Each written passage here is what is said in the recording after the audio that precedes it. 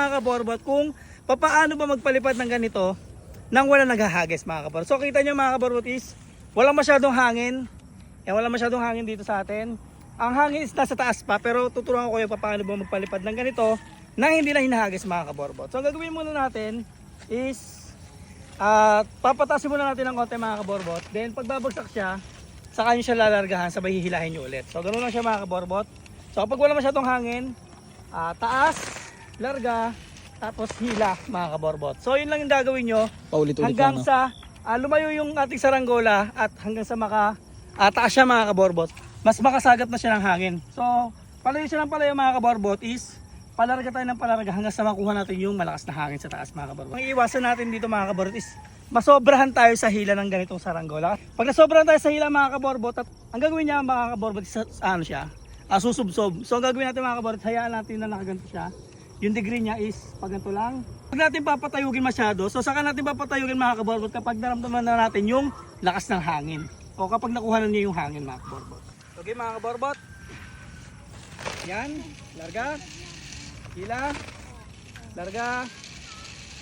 Hila. Larga mga kaborbot. Tapos hila. So wala pa tayong nararamdaman ng hangin mga kaborbot, kaya lalargahan pa natin siya. Tapos hilahin natin. So wala pa rin mga kaborbot. Larga pa ulit tayo. Tapos hila. So kapag ganyan mga kaborbot, hilahin nyo lang na hilahin. Yan, hayaan nyo tumas ng konti. Yan, tapos largahan nyo ulit. Yan, medyo malayo-layo na siya. Tapos hila mga kaborbot. Hila lang na hila. Hila. Hila. So meron ako naramdaman ng hangin mga kaborbot, kaya largahan na natin siya. Yan, kapag may naramdaman tayo ng hangin mga kaborbot, doon na natin siya largahan. Yan.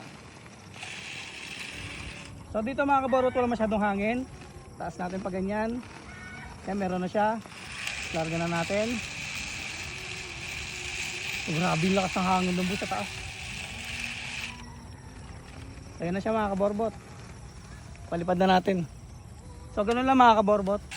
Ayun mga kaborbot oh.